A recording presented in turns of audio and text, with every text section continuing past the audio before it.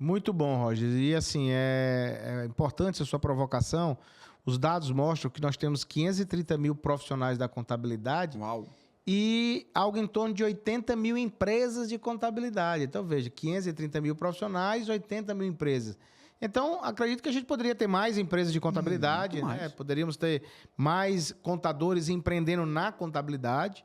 É importante dizer que nós estamos falando de empreendedorismo aqui, não só voltando para o empresário contábil, mas eu quero destacar aqui o papel que o contador, o profissional da contabilidade, tem no fomento ao empreendedorismo no Brasil. Sim.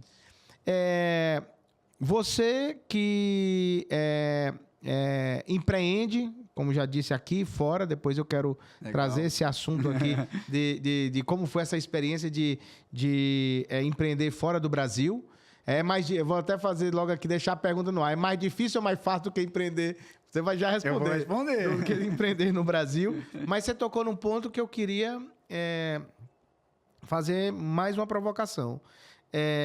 Como nós podemos nos absorver desse momento que passa da inovação tecnológica na sustentabilidade da empresa para que os negócios possam ter mais resultados? Com certeza. E o que eu digo?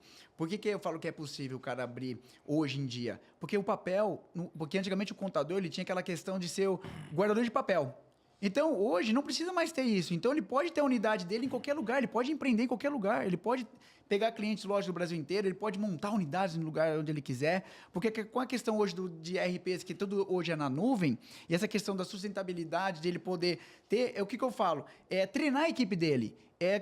Eu volto sempre a falar isso, o contador ele não pode parar de estudar, ele tem que estar sempre ali estudando, sempre ali se capacitando, que eu sempre falo, para que ele possa ter não só know-how, experiência e poder também saber cobrar.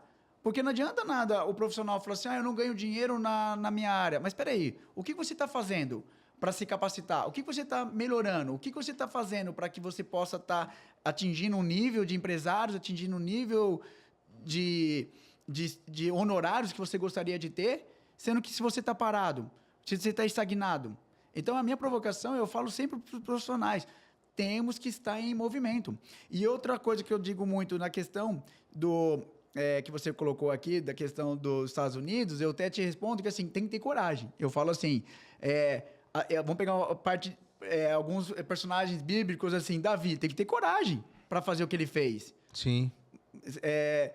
José também teve que ter coragem para fazer. Então, assim, eu digo o seguinte, então nós profissionais também temos que ter coragem.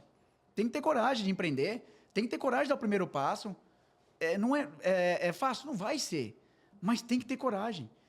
E você fazendo as coisas certas, você fazendo as coisas com dedicação, e você se empenhando, vai dar certo. Não tem como dar errado. A não ser que, assim, algo aconteça com alguma tragédia, mas nessas questões, se o cara souber trabalhar direitinho, está estudando, está fazendo tudo, não tem como. E ter coragem, pronto. Eu digo para você que vai avançar bem. Bom, e agora fala um pouquinho como foi a experiência de investir fora do Brasil. Legal. Para mim, no meu caso, foi uma experiência desafiadora, com certeza, porque quando eu fui montar o escritório, isso foi em 2018, eu fui pesquisar no mercado. Eu não encontrei ninguém que tinha. Eu perguntava para colegas e eu escutava muito isso. Você é doido? Você vai montar lá? Meu Deus, a legislação é totalmente diferente.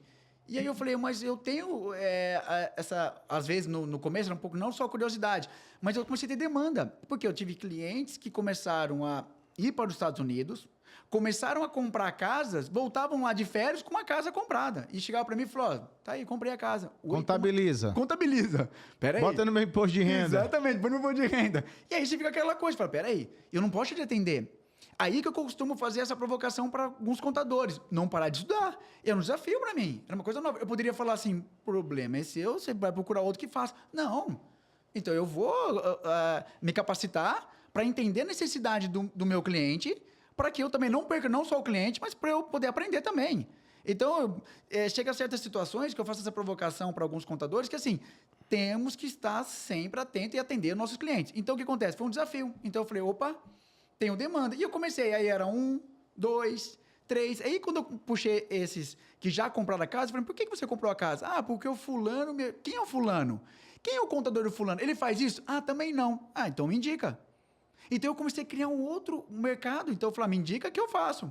Eu pego a sua, faço a dele, e eu pego um nicho para mim. Aí, quando você conseguir montar um nicho, eu falei, opa, é o momento de eu poder startar essa questão de montar um escritório lá. E aí foi a primeira possibilidade. E aí eu conversei, eu tenho um irmão, que ele já fala muito bem fluente em inglês, falei, ele é contador, e ele estava comigo, eu falei para ele, fiz um desafio, eu falei, vamos comigo, monta lá, você toca o escritório? Ele falou, vamos. E ele foi comigo, a gente começou a procurar escritórios lá para poder entender, contadores, lógico, da situação, e conseguimos, de fato, uma contadora que abraçou nossa ideia, abraçou nosso projeto. Contadora americana. Contadora americana. Com CPA? Com CPA. Ela é com CPA. Ela foi com... vamos supor, hoje ela é cidadã americana, mas ela era brasileira. Ela foi com 11 anos de idade. Sim. Mas ela foi totalmente alfabetizada. Formada lá. Cultura americana. Então, pensa assim, uma criança de 10 anos de idade, lógico, tem o português, mas não tem aquela questão enraizada da cultura. Então, ela está bem americanizada lá. E já com CPA e tudo. E aí foi um desafio, foi legal. Então eu falo assim, esse desafio de montar um escritório partiu de uma necessidade. Então eu sempre falo que tudo na vida se parte de uma necessidade. A partir de uma necessidade, abre caminhos. Então eu faço a provocação, porque muita gente, quando vem um desafio, abandona. Eu poderia ter feito o seguinte, não quero. Ah, não, isso não tem nada a ver comigo. Não, olha, fulano, você pode procurar outro contador, que eu não vou assumir isso.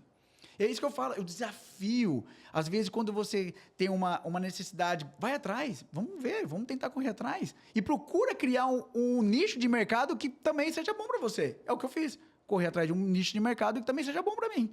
E aí, a gente foi crescendo, e graças a Deus estamos lá desde 2018. Vocês estão em Orlando, né? Orlando, nós estamos em Orlando.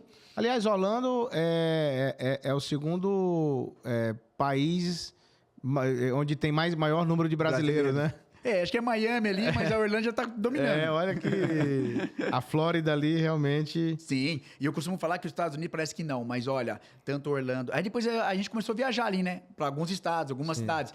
Aí Boston, tem muito brasileiro em Boston.